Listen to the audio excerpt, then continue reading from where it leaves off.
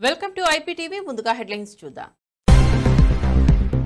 సర్వాయి పాపన్న విగ్రహ స్థాపనలో సీఎం రేవంత్ శంకుస్థాపన. అమరవీరుల స్తూపం పక్కన పాపన్న విగ్రహం నిర్మాణం ప్రారంభం. తెలంగాణ వీరుడికి సీఎం రేవంత్ ఘన నివాళి.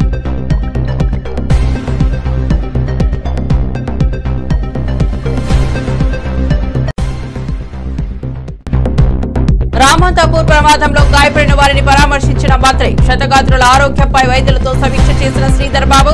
రామంతాపూర్ బాధితులకు ప్రభుత్వం అండగా ఉంటుందని హామీ.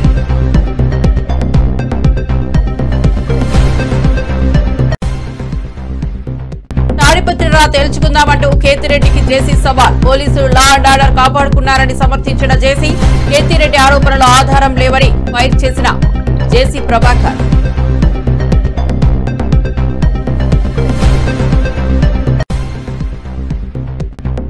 అమరావతి మునిగిపోతుందన్న విష ప్రచారంపై ఉమా తీవ్ర విమర్శలు. స్త్రీశక్తి పథకాలతో జగన్ అసహనం మొదలైందని ఉమా వ్యాఖ్యలు. అమరావతిపై సత్య ప్రచారం చేస్తే ప్రజలు క్షమించరని హెచ్చరిక.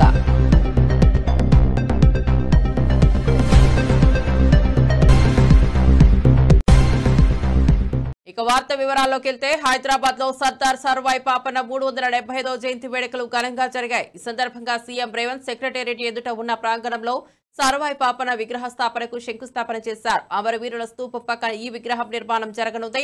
కార్యక్రమానికి డిప్యూటీ సీఎం బట్టి విక్రమార్క, టీపీసీసీ అధ్యక్షుడు మహేష్ కుమార్ గౌడ్, మంత్రులు, ఎమ్మెల్యేలు, ఎమ్మెల్సీలు, కార్పొరేషన్ చైర్మన్లు, బీసీ సంఘ నాయకులు పాల్గొన్నారు. సర్దార్ పాపన్న త్యాగాలను స్మరించుకోవడం తెలంగాణ ప్రజలకు గర్వకారణమని సీఎం అన్నారు. పాపన్న విగ్రహం ఏర్పాటుతో భవిష్యత్ తరాలకు స్ఫూర్తి లభిస్తుందని రాష్ట్ర ప్రభుత్వం భావిస్తోంది.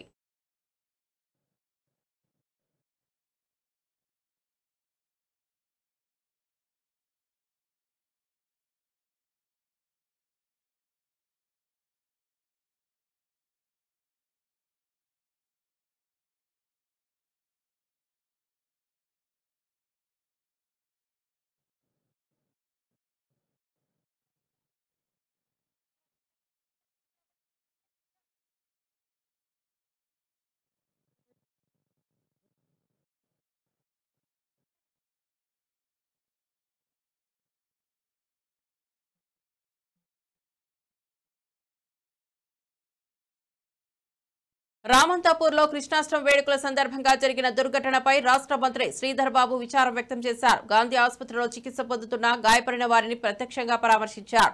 వారి ఆరోగ్య పరిస్థితి గురించి వైద్యులతో మాట్లాడి తగిన వైద్యం అందించాలని అధికారులను ఆదేశించారు. ఈ దుర్ఘటనలో గాయపడిన కుటుంబాలకు ప్రభుత్వం అన్ని విధాలా అండగా ఉంటుందని హామీ ఇచ్చారు. క్షతగాత్రులకు ఆర్థిక సహాయం, అవసరమైన వైద్య సదుపాయాలు అందించేందుకు చర్యలు తీసుకుంటామని తెలిపారు.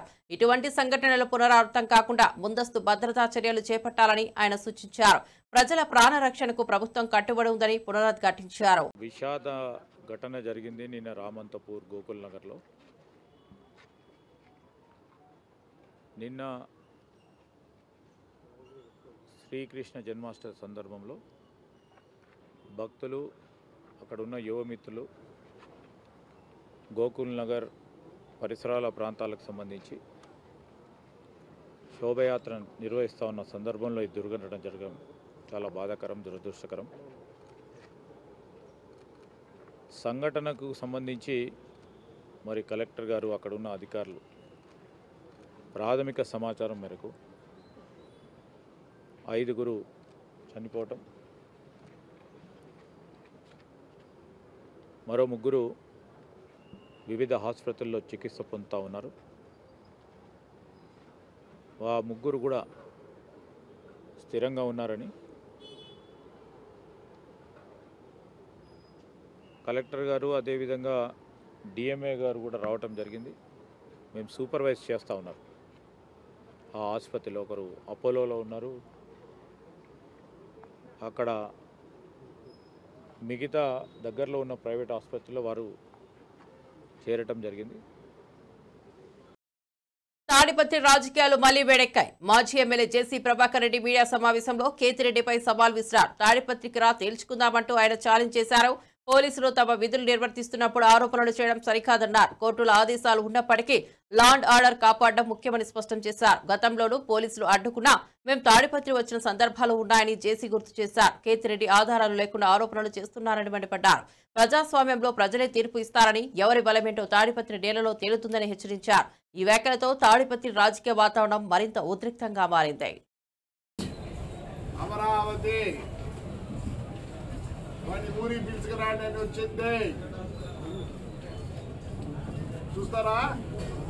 అమరావతిది హైకోర్టు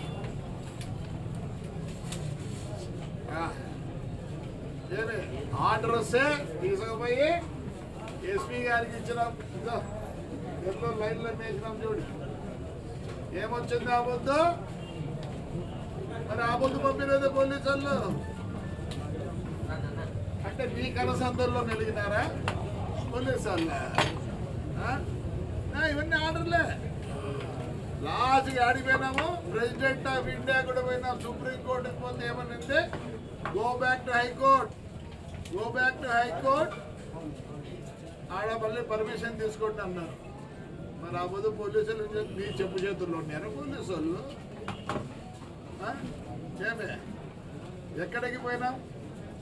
ప్రెసిడెంట్ ఆఫ్ ఇండియా పోతే ఆయమ్మ ఎస్పీకి రాస్తుంది, నాయన ఇదేదో చూసి సెటిల్ చేసి ఆ అబ్బాయిని ఇంటికి పంపిండని. నువ్వు ఇప్పుడు ఎన్నిసార్లు పోయినావు కోర్టుకి? కోర్టు మాకు రిలీఫ్ ఇచ్చింది. లా అండ్ ఆర్డర్ అనేది ఒకటి ఉంది. కోర్టులో రిలీఫ్ ఇచ్చినా, కోర్టులో అన్ని ఆర్డర్లు ఇచ్చినా లా అండ్ ఆర్డర్ అంటారు. ఈ పొద్దు లా అండ్ ఆర్డర్ మీకును తాడిపత్రి ప్రజలకి. లాస్ట్కి ఆడోళ్ళు కూడా నిన్ను వదిలిపెట్టలేదు. ఎందుకు మీ వంట ఆర్డర్లు కొట్టాడలు అన్ని కొట్టాడలు తప్పే చెప్పండి. ములుగు, మహబూబాబాద్ జిల్లాలో అతి భారీ వర్షాలు కురిసే అవకాశం ఉందని వాతావరణ కేంద్రం హెచ్చరించింది. దీనిపై మంత్రి సీతక్క స్పందిస్తూ ప్రజలు అప్రమత్తంగా ఉండాలని సూచించారు. వాగులు, వంకల ప్రవాహం అధికంగా ఉంటే బయటకు వెళ్లొద్దని హెచ్చరించారు. సహాయక చర్యల కోసం ప్రత్యేక ఫ్లడ్ మేనేజ్మెంట్ కమిటీ ఏర్పాటు చేసినట్టు వెల్లడించారు. అధికారులు, ప్రజాప్రతినిధులు, విపత్తు నిర్వహణ సిబ్బంది సమన్వయంతో క్షేత్రస్థాయిలో పనిచేయాలని ఆదేశించారు. వర్షాల తీవ్రత కారణంగా ప్రజలు స్వీయ నియంత్రణ పాటించాలని పిలుపునిచ్చారు. వర్షాల బీభత్సం వల్ల ప్రమాదాలు జరగకుండా ముందు జాగ్రత్తలు తీసుకోవాలని సూచించారు. ప్రజల రక్షణకు ప్రభుత్వం అన్ని చర్యలు తీసుకుంటోందని మంత్రి స్పష్టం చేశారు. నమస్కారాలు. ఈరోజు భారీ నుంచి అతి భారీ వర్షము మంగపేట, ఏటూరు, నాగారం అటువైపు ఇప్పటికే కురుస్తున్న సందర్భంగా ప్రతి ఒక్కరు కూడా మరి నియోజకవర్గంలో ప్రజలు కానీ, అటు మహబూబాద్ కానీ, ఇటు రాష్ట్రంలో ఉన్నటువంటి ప్రతి ఒక్కరు భారీ వర్షాలు ఎక్కడున్నా అధికారులు అప్రమత్తంగా ఉండాలి. ప్రజలు కూడా స్వీయ నియంత్రణ పాటించాలి. వాళ్ళు తగు జాగ్రత్తలు కూడా తీసుకొని తడిసిన ఇళ్లలో ఉండకుండా, అదేవిధంగా వాగులు, వంకులు ప్రవహిస్తూ ఉంటే చేపల వేటకు కానీ, ఏదైనా పని కోసం కానీ బయటికి వెళ్లకుండా ఈరోజు మొత్తం కూడా ఇళ్లలోనే ఉంటూ జాగ్రత్తలు తీసుకోవాలని, అదేవిధంగా ములుగులో మాత్రం ఇప్పటికే ఫ్లడ్ మేనేజ్మెంట్ కమిటీ ఒకటి మన మండలానికి ఒకటి వేయడం జరిగింది. గత కొన్ని రోజులుగా అప్రమత్తంగా ఉంటున్నారు. ఈ రోజు కూడా అందరూ ఆన్ డ్యూటీలో ఉండి మరి ఇప్పటికే మన మంగపేట కానీ, ఏటూరు, నాగారం, తాడువాయి అటంతా కూడా భారీ వర్షాలు కురిసినట్టుగా సమాచారం ఉంది. అక్కడ ప్రజలను కూడా సురక్షిత ప్రాంతాలకు తరలించండి. ఎవరెవరికైతే ఎక్కడెక్కడైతే డ్యూటీలు వేసినామో ఆ డ్యూటీలోనే ఉండి మరి ప్రజలకే ఇబ్బంది కలగకుండా తగు చర్యలు తీసుకోవాల్సిందిగా అధికారులను ఆదేశిస్తా ఉన్నాం. ప్రజలకు కూడా విజ్ఞప్తి, మరి ఎప్పుడు ఏ రూపంలో వర్షం అనేది బీభత్సాన్ని సృష్టిస్తుందో తెలియదు కాబట్టి అందరూ కూడా సురక్షితంగా ఇండ్లలోనే ఉండాలని, వాగులు, వంకలు దాటొద్దని, చెరువుల కాడికి చేపల వేటకు కూడా వెళ్ళవద్దని, చెరువుల కింద ఉన్నటువంటి ఊర్లను కూడా మరి అప్రమత్తం చేయాలని అధికారులకు అందరికీ విజ్ఞప్తి చేస్తూ అందరూ జాగ్రత్తగా ఉండాలి. మాజీ ఎమ్మెల్యే కేతిరెడ్డి పెద్దారెడ్డి పోలీసులపై తీవ్ర ఆగ్రహం వ్యక్తం చేశారు. హైకోర్టు ఆదేశాలు ఉన్నా తాను వెళ్లడానికి పోలీసులు అడ్డుకున్నారని ఆరోపించారు. అంతా జేసీ ప్రభాకర్ రెడ్డి చెప్పినట్టే జరుగుతోందని విమర్శించారు. తాను ఎప్పుడు తాడిపత్రిలో రావాలో కూడా జేసీకి అడగాల్సిన పరిస్థితి వచ్చిందని మండిపడ్డారు. పోలీసు వ్యవస్థ మొత్తం నిర్వీర్యం అయిపోయిందని తీవ్ర వ్యాఖ్యలు చేశారు. ప్రజాస్వామ్య వ్యవస్థలో పోలీసులకు అంతలా రాజకీయ ఆధీనత ఉండటం సరికాదని అన్నారు. ప్రజలు చూస్తూ ఉన్నారని, ఈ అన్యాయం ఎప్పటికీ నిలవదని హెచ్చరించారు. ఈ వ్యాఖ్యలతో తాడిపత్రి రాజకీయ పరిస్థితి మరింత ఉద్రిక్తంగా మారింది. లా అండ్ ఆర్డర్ ప్రాబ్లం అనే దానికి కూడా దీంట్లో ఇన్స్ట్రక్షన్స్ ఉన్నాయి. మీకు ఇక్కడ ఉండేటువంటి ఫోర్స్ లేకపోతే బయట నుండి తెప్పించుకోమని ఆర్డర్స్ కూడా ఉన్నాయి, అది కూడా బేఖాతరు చేయాలి. నేనైతే ఒకటి ఏం చెప్తున్నా అంటే, మీరందరూ డిపార్ట్మెంట్ అంతా నేను ఒకటే వస్తా, ప్రభాకర్ రెడ్డిని అడుగుతా, ఆయన్ని అడుగుతా, నాయన నేను ఎప్పుడు రావాలో తాడిపత్రికి మీరే చెప్పండి. పోలీస్ అధికారులు కూడా నిర్వీర్యం అయిపోయినారు. ఇక్కడ పోలీస్ అనే వ్యవస్థ మా మీద తప్ప జూలం చూపించేదానికి కానీ అక్రమ కేసులు పెట్టేదానికి కానీ మీరు ఏది చెప్తే అది జరిగే పరిస్థితి ఉంది ఈరోజు రాష్ట్రంలో. మా లీడరే చెప్తాడు, పోలీస్ అధికారులతో నేనే అవసరం చేయమని మున్సిపల్ ఎలక్షన్ జరిపిన. నేను ఎప్పుడు కూడా జేసీ ప్రభాకర్ రెడ్డి ఇంటికి వచ్చి పోతానే, కాన్ఫరెన్స్లో తిరుగుతానే, ఎప్పుడు నేను అడ్డపడాల్సిన పరిస్థితి వచ్చిందంటే ఈరోజు నాకు ఈ పరిస్థితి వచ్చేది కాదేమో. ఆ రోజు నేను కూడా ఇతని మాత్రం ఆలోచన చేసి ఉంటే నాకు ఈ పరిస్థితి వచ్చేది కాదేమో. ఆ రోజు అక్కడుండే కాన్ఫరెన్స్లో ఎప్పుడు కూడా నేను జేసీ కుటుంబం చేస్తున్నటువంటి అరాచకాలు కానీ ఈ రోజు పోలీస్ వ్యవస్థ చేస్తున్న వ్యవస్థ కానీ గతంలో లేదు. పంటలలో పురుగు ఏ విధంగా పడితే దాన్ని నిర్మూలించుతారో ఆ విధంగా ఎవరన్నా అసాంఘిక శక్తులు ఉంటే ఆ విధంగా నిర్మూలించుతారో అని చెప్పినాను తప్ప నేను ఫ్యాక్షన్ చేస్తా అని చెప్పలే. చేస్తా అని చెప్పింటే నేను చేసిందును, నాకు ఈ వ్యవస్థ అంతా ఏం కాదు. రాష్ట్రంలో భూముల వ్యవహారంపై రాజకీయ వాదోపవాదనలు మళ్లీ చెలరేగాయి. వైఎస్ఆర్సీపీ అధికార ప్రతినిధి కారుమూరు వెంకటరెడ్డి కూటమి ప్రభుత్వంపై తీవ్రమైన ఆరోపణలు చేశారు. ఎక్కడైనా ఎకరం భూమి కేవలం 99 పైసలకే ఇస్తామని ఎగతాళి చేశారు. అయితే దానికి ఒకే ఒక్క షరతు ఉందని, ముఖ్యమంత్రి చంద్రబాబు లేదా మంత్రి నారా లోకేష్ బినామీలు అయితేనే భూములు ఆ రేటుకు దొరుకుతాయని విమర్శించారు.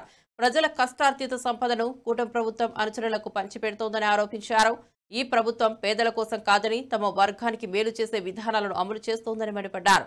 భవిష్యత్తులో ప్రజలు దీనికి తగిన గుణపాఠం చెబుతారని హెచ్చరించారు. రాజమండ్రి ఎయిర్పోర్ట్ పక్కన కావాలా, లేదంటే మీరు అన్నట్టుగా కర్నూలు ఓరవకల్లు పక్కన కావాలా, ఓరవకల్లు ఎయిర్పోర్ట్ పక్కన, మీకు ఎక్కడ ఏ భూమి కావాలన్నా కేవలం 99 పైసలే, కేవలం 99 పైసలు మాత్రమే. అది 1 ఎకరం కావాలన్నా, 10 ఎకరాలు కావాలన్నా, 50 ఎకరాలు కావాలన్నా, 100 ఎకరాలు కావాలన్నా కేవలం 99 పైసలే. కాకపోతే అందరికీ దొరకదండి ఇది అవకాశం. దీనికి ఎలిజిబిలిటీ క్రైటీరియా ఉండాలి. ఏంటి అంటే ఆ ఎలిజిబిలిటీ క్రైటీరియా చంద్రబాబు నాయుడు, నారా లోకేష్ కి బినామీలో బంధువర్గమో అయితేనే ఎలిజిబిలిటీ. వాళ్ళకి బస్టాండ్ కావాలన్నా, రైల్వే స్టేషన్ పక్కన కావాలన్నా, ఎయిర్పోర్ట్ పక్కన కావాలన్నా, అట్లా బస్టాండ్ స్థలమే కావాలన్నా, ఎక్కడ కావాలన్నా 99 పైసలకే ఎంటైర్ ఆంధ్రప్రదేశ్ లో మొత్తంలో ఎక్కడ కావాలన్నా కూడా ఇస్తాం. దీనికి సంబంధించి జీవో ఇచ్చారు.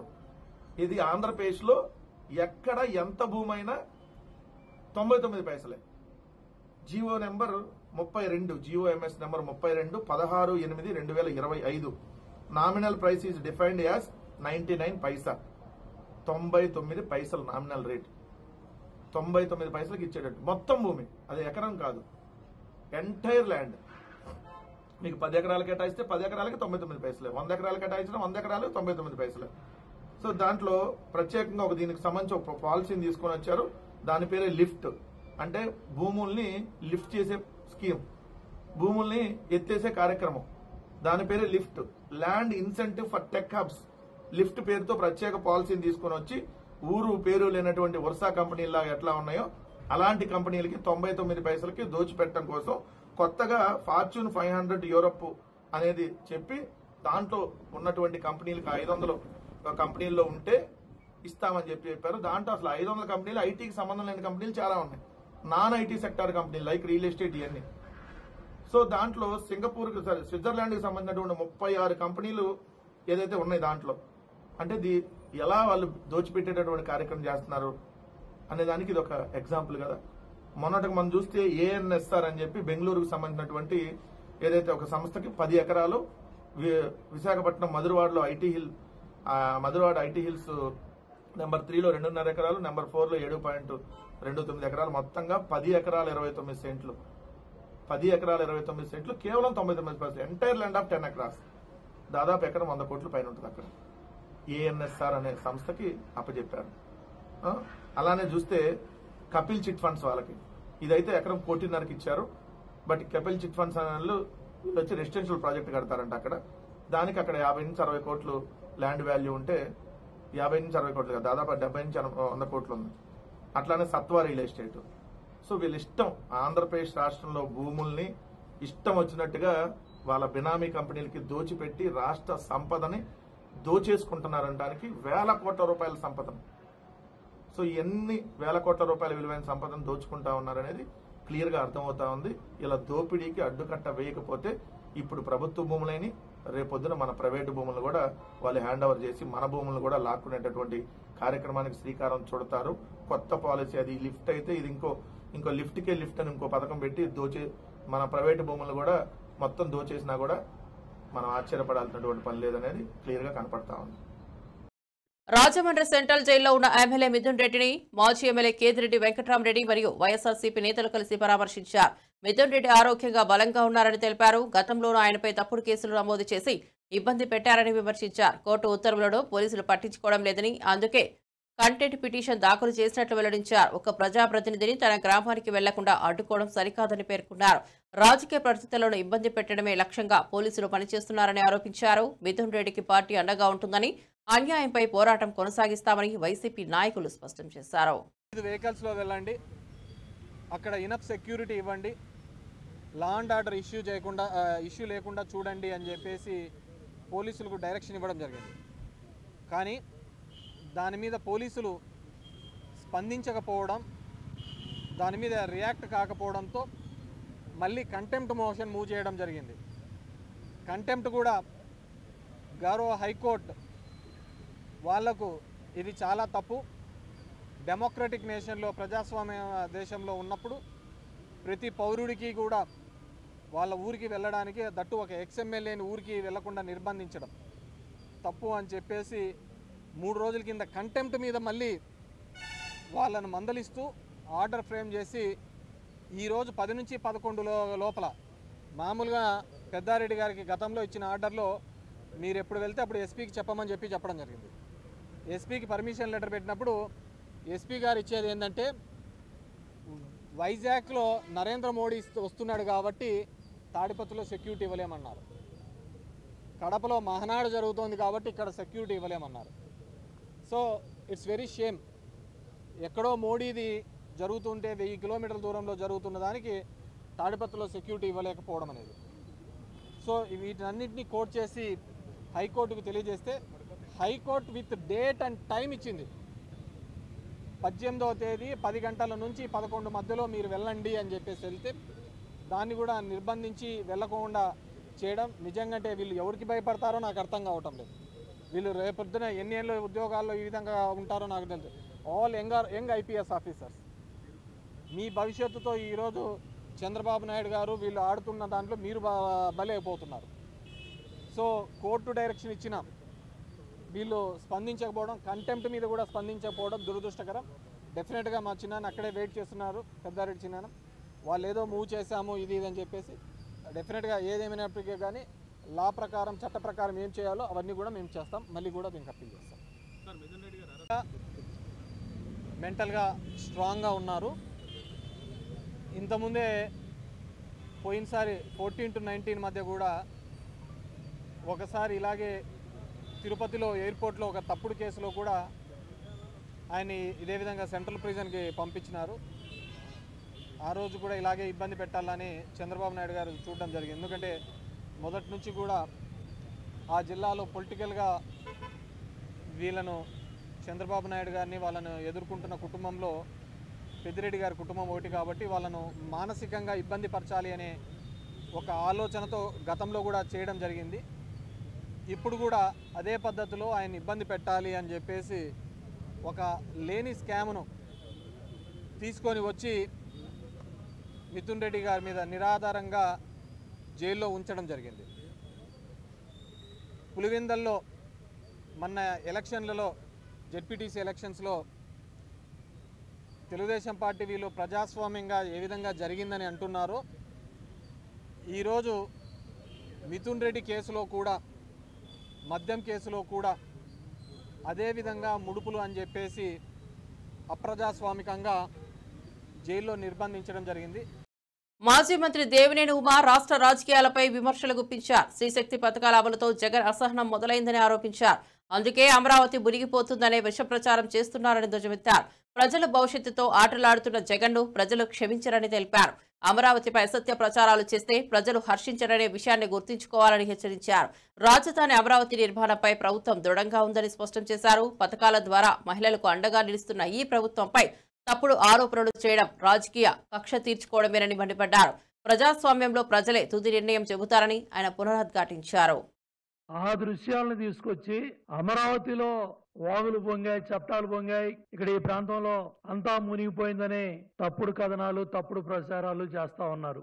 జగన్మోహన్ రెడ్డికి దమ్ము ధైర్యం ఉంటే ఈ తప్పుడు కథనాలు, తప్పుడు వ్యాఖ్యలు, ఈ ఫేక్ ప్రచారాలు పక్కన పెట్టి అసెంబ్లీకి వచ్చి చూడు, సెక్రటేరియట్కి వచ్చి చూడు, హైకోర్టుకు వచ్చి చూడు, SRM లో వేల మంది పిల్లలు చదువుతున్నారు, వెళ్ళి చూడు, రోడ్లు ఎలా ఉన్నాయో, విట్ ఎలా ఉందో చూడు, అమృతం ఎలా ఉందో చూడు. ఈ తప్పుడు కథనాలన్నీ కూడా జగన్మోహన్ రెడ్డి ఇవన్నీ మానుకో, ఇవన్నీ కూడా ప్రజలు హర్షించరు. నీ అసహనానికి కారణం ఏంటంటే తల్లికి 100 డబ్బులు ఆ కుటుంబాలకు డబ్బులు పడతా ఉంటే తట్టుకోలేకపోతున్నావు. స్త్రీ శక్తి ఆ బస్సు ప్రయాణం నీ అసహనానికి కారణమైంది. ఎందుకు ఉండలేకపోతున్నావు? ఎందుకు ప్రతిపక్షంగా నీ బాధ్యతను నిర్వర్తించలేకపోతున్నావు? 11 మంది ఎమ్మెల్యేలు ఉన్నారు. 11 మంది కూడా శాసనసభ సమావేశాలకి రాకుండా కాలక్షేపం చేస్తా ఉన్నారంటే ఏ విధంగా నీ పార్టీ పరిస్థితుందో అర్థం చేసుకో. మన్యం ప్రాంత అభివృద్ధిపై మంత్రి సంధ్యారాణి ముఖ్య వ్యాఖ్యలు చేశారు. గిరిజనుల కష్టాలు తగ్గించేందుకు రహదారుల నిర్మాణానికి ప్రాధాన్యత ఇస్తున్నామని చెప్పారు. గత 3 ఏళ్లలో డోలీ మోతల్ని పూర్తిగా తగ్గించే దిశగా కృషి చేశామని, ప్రస్తుత సంవత్సరంలోనే 60% మేర సమస్య పరిష్కరించామన్నారు. ఏజెన్సీ ప్రాంతాల్లో రహదారి సదుపాయాలు కల్పించడం ద్వారా ఆరోగ్య సేవలు, విద్య, ఉపాధి అవకాశాలు సులభతరం అవుతాయని వివరించారు. గిరిజన ప్రాంత అభివృద్ధి కోసం ప్రభుత్వం ప్రత్యేక పథకాలు రూపొందిస్తోందని తెలిపారు. ప్రజలకు మౌలిక సదుపాయాలు అందించడమే తమ లక్ష్యమని స్పష్టం చేశారు. ఈ కృషితో గిరిజనుల జీవన స్థాయిలో మార్పు తీసుకొస్తామని మంత్రి సంధ్యారాణి నొక్కి చెప్పారు. అంటే చాలా వరకు తగ్గాయి డోలీ మోతలు. పూర్తిగా అయిపోయాయని మాత్రం నేను చెప్పలేను కూడా. డోలీ మోతలు పూర్తిగా తగ్గాయి. మీరు కావాలంటే చూడండి, 60 to 70% తగ్గించామండి. 1000 నుంచి 1000 దాటే ఇస్తామండి మళ్ళీ ఈ సంవత్సరం కూడా. దానివల్ల ఏంటంటే డోలీ మోతలు పూర్తిగా ఈ సంవత్సరంలో నేను అనుకోవడం 90% వరకు తీసుకొస్తాం. అంటే ఇది 3 years ప్రాజెక్ట్ అండి. ఎందుకంటే చాలా హిల్ టాప్ ఏరియాలో, అంటే మనం ఒక్కరోజు కూడా నడిచి వెళ్ళలేని హిల్ టాప్ ఏరియాలు కూడా ఉన్నాయి. అట్లాంటి దగ్గర కూడా మేము వేసుకుంటూ వస్తున్నాం. ముందు ఏంటంటే కనెక్టివిటీస్ చేస్తున్నాం. నా నియోజకవర్గంలో ఒక ప్లేస్ చెప్తాను. ఆ ఏరియాలో మీరు వెళ్ళడానికి 22 కిలోమీటర్లు నడిచి వెళ్ళాలి. కాబట్టి క్రింద వరకు పైన 22 కిలోమీటర్ల రోడ్డు ముందు వేద్దాం అనుకుంటున్నాం. ఆ తర్వాత ఆ రోడ్డుకి ఆ గ్రామం నుంచి కనెక్టివిటీ తర్వాత ఇస్తాం. అరకు పార్లమెంట్లో కేవలం 3 నుంచి 4 వేల కోట్లు ఉంటే కానీ రోడ్లు వేయలేమండి. ఎస్టిమేషన్స్ ఆల్రెడీ మా దగ్గర రెడీగా ఉన్నాయి. ఇవన్నీ ఒక్కొక్క సంవత్సరం చేసుకుంటూ వెళ్తున్నాం. జనసేన ఎమ్మెల్యే బొలిశెట్టి శ్రీనివాస్ సంచలన వ్యాఖ్యలు చేశారు. పవన్ కళ్యాణ్ ప్రజలు ఎవరో వంగవీటి రంగాలు ఆదరిస్తున్నారని అన్నారు. వంగవీటి రంగాను అప్పటి ప్రభుత్వం కొంతమంది నేతల సహకారంతో చంపించారని వ్యాఖ్యానించారు. ప్రజల కోసం ఆయన చేసిన పోరాటాలను గుర్తు చేశారు. రంగ నిరాహార దీక్షకు దిగుతూ తన ప్రాణాల రక్షణ కోరారని తెలిపారు. అలాంటి గొప్ప వ్యక్తి ఈ రోజు మన మధ్య లేకపోవడం బాధాకరమని అన్నారు. పవన్ కళ్యాణ్ కూడా బడుగు బలహీన వర్గాల కోసం పోరాటం చేస్తున్నారని, అందుకే ప్రజలు ఆయనను విశ్వసించి అండగా నిలుస్తున్నారని పేర్కొన్నారు. జనసేనకు పెరుగుతున్న ఆదరణతో రాష్ట్ర రాజకీయాల్లో పవన్ ప్రభావం పెరుగుతుందని ఆయన చెప్పారు. ఎన్నో పోరాటాలు చేసి సెంటర్ స్థాయి నుంచి ఎదిగి భారతదేశంలోనే ఆయన మరణాన్ని ఎవరో మర్చిపోని విధంగా మరి ఈ ప్రజలు గుర్తించిన విషయం మీకు తెలుసు. ఆయన నాకు ప్రాణ రక్షణ కల్పించండి అని నిరాహార దీక్ష చేసిన సమయంలో కొంతమంది నాయకులు మరి అతన్ని ప్రభుత్వంతోనే చంపించిన సందర్భం మీ అందరికీ తెలుసు. అలాంటి నాయకుడు మనకు లేకపోవడం, చాలా మంది బడుగు బలహీన వర్గాలకి ఆశాజనకంగా లేకుండా చాలా ఇబ్బందులు పడుతున్న పరిస్థితి. అప్పుడు ఇవాళ పవన్ కళ్యాణ్ గారు, వంగవీటి మోహన్ రంగా గారు చూసుకుని అందరూ కూడా ఇవాళ ఆయన ఆదరించారు పవన్ కళ్యాణ్ గారిని. ఎందుకంటే మరో పవన్ కళ్యాణ్, మరో వంగవీటి రంగాగా మరి ఇక్కడ జనం అందరూ కూడా ఆరాధించి మొన్న ఎలక్షన్ లో మీరు అందరూ గెలవడానికి కానీ, మరి అందరూ కూడా మీరందరూ ఓట్లు వేయడానికి కానీ కారణం వంగవీటి మోహన్ రంగా గారు ఆ రోజు చేసిన భేదం. ఆ తర్వాత చిరంజీవి గారు పార్టీ పెట్టడం, అందరిలోనూ మేల్కొల్పు రావడం, మన శక్తి ఏంటో మనం తెలుసుకోవడం జరిగింది. రంగా గారిని కనుక మరి ఆయనతో మేము ట్రావెల్ చేసిన వ్యక్తులం. ఆయన చెర్లూరుపేటలో జైల్లో ఉన్నప్పుడు దాదాపుగా విజయవాడ నుంచి 100 బుల్లెట్లతో ఆయన ఎస్కాట్ చేసి తీసుకెళ్ళాం. 10 రోజులు చెర్లూరుపేటలో ఉన్నా నేను జైల్లో చంపేస్తానంటే అలాంటి వ్యక్తిని పోగొట్టుకోవడం చాలా దురదృష్టకరం. మరి ఆయన పోయి 40 సంవత్సరాలు 4 దశాబ్దాలు అయినా అవుతుంది దగ్గరగా అయినప్పుడు కూడా ఆయన మర్చిపోకుండా ఇప్పుడున్న యువత అందరూ కూడా కులాలకి మతాలకి సంబంధం లేకుండా ప్రతి గ్రామాన్న విగ్రహాలు పెట్టడం. భారతదేశ చరిత్రలో అంబేద్కర్ గారి తర్వాత అన్ని విగ్రహాలు ఉన్న వ్యక్తి ఒక సామాన్య వ్యక్తి ఒక వంగవీటి మోహన్ రంగ చెప్పడం అత్యంత. మరి అలాంటి వ్యక్తి విగ్రహావిష్కరణ చేసే అవకాశం నాకు అన్నగారు లాంటి వ్యక్తి, ఎందుకంటే ఆయనతో మాకు కొంత తోటగోపి నేను కూడా ఎక్కువ ఆయనతోని. మాజీ మంత్రి వైఎస్ఆర్సీపీ అనకాపల్లి జిల్లా అధ్యక్షుడు గుడివాడ అమర్నాథ్ విశాఖ స్టీల్ ప్లాంట్ ప్రైవేటీకరణపై కూటమి ప్రభుత్వాన్ని తీవ్రంగా తప్పుపట్టారు. వైఎస్ఆర్ కాంగ్రెస్ పార్టీ హయాంలో స్టీల్ ప్లాంట్ ప్రైవేటీకరణ జరగకూడదని జగన్మోహన్ రెడ్డి ప్రధాని ముందే ధైర్యంగా చెప్పారని గుర్తు చేశారు. కూటమికి ఓటేయడం అంటే ప్రైవేటీకరణను ఓటేయడమేనని జగన్ అప్పుడే హెచ్చరించారని తెలిపారు. కానీ ఇప్పుడు కూటమి పాలనలో 32 డిపార్ట్మెంట్లను ప్రైవేటీకరణ చేసే ప్రయత్నాలు జరుగుతున్నాయని ఆరోపించారు. గత 14 నెలల్లో కార్మికులను తొలగిస్తూ ప్లాంట్ను నిర్వీర్యం చేశారని విమర్శించారు. కార్మికుల భవిష్యత్తును కాపాడాలంటే ప్రజలు ఈ కుట్రను అడ్డుకోవాలని పిలుపునిచ్చారు. చేస్తూ అడుగులు వేస్తున్నటువంటి విషయాన్ని మనం చూసాం. దానికి సంబంధించినటువంటి వివిధ విభాగాలకు సంబంధించినటువంటి ఎక్స్ప్రెషన్ ఆఫ్ ఇంట్రెస్ట్లు ఇవన్నీ కూడా ఈ 32 డిపార్ట్మెంట్లకు సంబంధించినటువంటి ఎక్స్ప్రెషన్ ఆఫ్ ఇంట్రెస్ట్కి ఇచ్చినటువంటి ఏవైతే ఈ నోటీసులు ప్రతి డిపార్ట్మెంట్కి సంబంధించినటువంటి నోటీసు 16/8/2025 అంటే నిన్న కాక మొన్న రాత్ర ఇష్యూ చేస్తూ ఇచ్చినటువంటి నోటీసులు ఇవి. పూర్తిగా అన్ని విభాగాల్ని అనుకుంటా 2021 జనవరిలో ఏ రోజైతే ఆ రోజు కేంద్ర ప్రభుత్వం తీసుకున్నటువంటి డిస్ఇన్వెస్ట్మెంట్ ప్రైవేటీకరణ నిర్ణయం ఏదైతే ఉందో ఆ రోజు నుంచి ఆ రోజు మేము అధికారంలో ఉన్నప్పుడు పూర్తిగా వ్యతిరేకిస్తూ జగన్మోహన్ రెడ్డి గారి నాయకత్వంలో ఎట్టి పరిస్థితుల్లో ప్రైవేటీకరణ చేయడానికి వీల్లేదు అని చెప్పి ఆ రోజు కేంద్ర ప్రభుత్వాన్ని నేరుగా ప్రధానమంత్రి గారు విశాఖపట్నం వస్తే విశాఖపట్నంలో ప్రధానమంత్రి గారు మాట్లాడినటువంటి వేదిక మీద ప్రజలను ఉద్దేశిస్తూ ఆ రోజు ముఖ్యమంత్రిగా ఉన్నటువంటి జగన్మోహన్ రెడ్డి గారు చెప్పినటువంటి మాటలు, ముఖ్యంగా పోరాట కమిటీ ఏదైతే ఉందో పోరాట కమిటీ తీసుకున్నటువంటి ఏ నిర్ణయాన్నైనా పోరాట కమిటీ ఏ పోరాటం చేస్తామన్నా సరే ఆ రోజు ప్రభుత్వంలో ఉన్నటువంటి జగన్మోహన్ రెడ్డి గారు వైఎస్ఆర్ కాంగ్రెస్ పార్టీ ప్రతి పోరాటానికి మద్దతిస్తూ ప్రతి పోరాటంలో పార్టిసిపేట్ చేస్తూ లా అండ్ ఆర్డర్ పరంగా ఏ రకమైనటువంటి ఇబ్బంది రాకుండా వారికి సహకరిస్తూ దాదాపు మేము అధికారంలో ఉన్నటువంటి 2024 జూన్ వరకు అధికారంలో ఉన్నటువంటి ప్రతి సందర్భంలో కూడా వారికి సహకరిస్తూ వారి టెంట్ వేస్తే బీసీల అభ్యున్నతే ముఖ్యమంత్రి రేవంత్ రెడ్డి లక్ష్యమని టీపీసీసీ కల్లుగీత విభాగం చైర్మన్ శ్రీ కె నాగరాజు గౌడ్ అన్నారు. వెనుకబడిన వర్గాల హక్కుల కోసం తీసుకున్న చర్యలో బీసీ బిల్లు రూపకల్పన ఒక చారిత్రాత్మక నిర్ణయమని తెలిపారు. తెలంగాణలో అన్ని వర్గాల అభివృద్ధి కోసం సీఎం కృషి చేస్తున్నారని ఆయన ప్రశంసించారు. బీసీల సాధికారత కోసం ప్రత్యేక విధానాలు అమలు చేయాలని సీఎం చూపుతున్న కట్టుబాటుకు కృతజ్ఞతలు తెలిపారు. ఈ బిల్లు రాబోయే తరాలకు స్ఫూర్తిగా నిలుస్తుందని చెప్పారు. వెనుకబడిన వర్గాల అభివృద్ధి రాష్ట్ర పురోగతికి మూల స్తంభమని వ్యాఖ్యానించారు. రేవంత్ రెడ్డి నాయకత్వంలో బీసీ వర్గాల కలల్ని నెరవేర్చే దిశగా ప్రభుత్వం అడుగులు వేస్తోందని స్పష్టం చేశారు. ప్రత్యేక గౌడ సమాజం నుండి మిగతా కులాల నుండి అన్ని కులాల నుండి వారికి ప్రత్యేక ధన్యవాదాలు తెలుపుకుంటున్నాం. ముఖ్యంగా అనేక సంవత్సరాల నుండి కూడా ఆనాడు ఆంధ్ర పాలకుల్లో చాలామంది కూడా విగ్రహాలు ట్యాంకు బండి మీద అనేక మంది ఉన్నా కూడా తెలంగాణ ప్రాంతంలో ఉన్నటువంటి చాకలి ఐలమ్మ కానీ సర్దార్ సర్వాయి పాపన్న కానీ కొమరం భీము కానీ అనేక మంది యొక్క త్యాగదనుల యొక్క అక్కడ విగ్రహాలు లేవని చెప్పి అనేక పురాణాలు చేసినటువంటి వ్యక్తులు ఉన్నారు.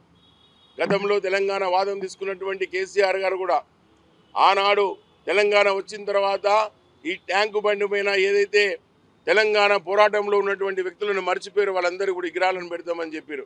కానీ మర్చిపోయినటువంటి చరిత్ర వారిది. ఏనాడైతే 18 నెలలు 20 నెలలు మాసాల్లోనే ట్యాంకు బండి పైన అనేక సంవత్సరాల నుండి కూడా అనేక సంఘాలు అనేక పార్టీలు కూడా ట్యాంకు బండి మీద సర్దార్ సర్వాయి పాపన్న విగ్రహం పెట్టాలనుకున్నారు. కానీ ఎవరికి సాధ్యం కాలే. ఈరోజు పిసిసి అధ్యక్షులుగా బొమ్మ మహేష్ కుమార్ గౌడన్న గారు మరియు రాష్ట్ర బీసీ రవాణా శాఖ మంత్రి వర్యులు పొన్నం ప్రభాకర్ అన్న గారు మధు యాస్కన్న గారు వీళ్ళందరూ కూడా ఆమదాల వలస నియోజకవర్గ ప్రస్తుత ఎమ్మెల్యే కూనా రవికుమార్ తనను లైంగికంగా వేధించారని ఎప్పటికప్పుడు రివ్యూలని తన ఇంటికి పిలిపించుకుని రాత్రి 10 గంటల 11 గంటల సమయంలో కూర్చోబెట్టేవారని, రాత్రి వేళలో వీడియో కాల్స్ చేసేవారని, ఫోన్ చేసి మానసికంగా శారీరకంగా వేధించేవారని, అప్పటికి కూనారవి మాటలు ఆమె వినకపోయేసరికి ఒకరోజు తన అనుచరులను పంపించి ఆమెను కూనారవి మాటలను వినాలని, వింటే నీకు ఎటువంటి ఇబ్బందులు ఉండవని, లేనిచో చాలా ఇబ్బందులు ఎదుర్కోవాల్సి ఉంటుందని హెచ్చరించారని, అయినప్పటికీ ఆమె కూనరవికి లొంగకపోయేసరికి రెగ్యులర్ పోస్టులో ఉన్న తనని ఆ పాఠశాల నుండి 150 కిలోమీటర్ల దూరంలో ఉన్న కంచిలి కేజీబీబీకి బదిలీ చేయడం జరిగిందని ఆమె వాపోయారు. నిజానికి ఒంటరిగా ఉన్న 35 ఏళ్ల ఒక దళిత మహిళ ఉపాధ్యాయురాల పట్ల ఇలా ప్రవర్తించడం చాలా దారుణమని, ఆ విషయంలో ఆమెకు వైఎస్ఆర్సీపీ అన్ని విధాలుగా తోడుగా నిలుస్తోందని, పార్టీ దళిత విభాగం కూడా తనకు తోడుగా ఉంటుందని చింతాడ రవికుమార్ అన్నారు. కంచిలి కేజీబీబీకి ట్రాన్స్ఫర్ చేశారని, నేనే గాని తను అనుకున్న తను ఏదైతే కోరుకుంటున్నాడో తనకు లొంగిపోయి ఉంటే నేను మళ్ళీ అదే ప్లేస్ లో ఉండేదాన్నని, నేను అలాంటి అమ్మాయిని కాదని, అలా నేను చేసుంటే నాకు ఈ వేధింపులేవి ఉండేవి కాదని చెప్పేసి ఆవిడ క్లియర్ గా అనేక మీడియా సమావేశాల్లో చెప్పడం జరిగింది. ఈ 2-3 రోజులు మీరందరూ చూశారు. నేను ఒక్కటే సూటిగా ప్రశ్నిస్తున్నాను ఆయన కోన రవికుమార్ గారిని. ఆవిడ ఏదో కుటుంబ సమస్యలతో ఒంటరిగా ఉంది. ఒంటరి మహిళ, దళిత మహిళ, 33 సంవత్సరాలు ఏజ్ ఉన్న ఆవిడ. నీ కూతురు వయసు నీకు 57 సంవత్సరాలు, 57-58 సంవత్సరాలు. నీ కూతురు వయసు ఉన్న ఆవిడ. ఆవిడతో ఇలా ప్రవర్తించడం ఇది సబబేనా? ఇది మంచి చర్యేనా? ఆమెను రాత్రి 10-10:30 వరకు మీ ఆఫీసులో ఉంచి రివ్యూలు ఏంటండి? లేడీస్ ని, ఉద్యోగుల్ని రాత్రి 10-10:30 వరకు ఉంచి రివ్యూలా? రాత్రి మీద కాల్ చేసి వీడియో కాల్లా? వీడియో కాల్ చేస్తే రివ్యూనా? వీడియో కాల్ చేయాలా? రివ్యూ చేయాలంటే మామూలు కాల్ చేయొచ్చు కదా, గ్రూప్ కాల్ చేయొచ్చు కదా, వాయిస్ కాల్ చేయొచ్చు కదా. వీడియో కాల్ చేయడం ఏంటి? నీకు ఏం అవసరం వచ్చింది రాత్రి మీద వీడియో కాల్ చేసి? ఆ ఫోటోలు చూడండి. వాళ్ళు నైటీలతో ఉంటే వాళ్ళని వీడియో కాల్ పెట్టేసి ఈయన ఒక పక్క వాళ్ళు ఒక పక్క, వాళ్ళ కింద ఉన్న వాళ్ళంట వీడియో కాలే సార్ చేయమన్నారని చెప్పడం అంట. ఎందుకోసం అది ఆవిడ తప్పు చేస్తుంటే అధికారులు అడగాలి. ఎమ్మెల్యేకి ఏం సంబంధం? ఎమ్మెల్యే కలెక్టర్ గారికి గానీ లేకపోతే సంబంధిత అధికారులకు గానీ లక్ష రూపాయలు పెట్టమనండి. నేను తప్పు చేస్తాను ఎంప్లాయ్ కాబట్టి చట్టపరమైనటువంటి చర్యలు తీసుకోమని చెప్పండి. తర్వాత ఆర్జేడీ మీరు కనుక్కున్నది కదా, ఆర్జేడీ కూడా వచ్చారు కదా, ఆమెకి అసలు ఇన్ఫర్మేషన్ లేదట. ఆర్జేడీ ఈమె కూడా పిలవాలి కదా, ఈమె కూడా పిలిపించి అడగాలి కదా. అది కూడా బ్రేక్గ్రౌండ్ చేసి వాళ్ళ పిఏ డైరెక్ట్ వెళ్ళి వాళ్ళందరూ మీరు ఇక్కడ ఒక్కరు కూడా కేజీబీలు ఉండరు, మీరు ఎవరైనా. ఇవి బులెటిన్ విశేషాలు. చూస్తూనే ఉండండి IBTV.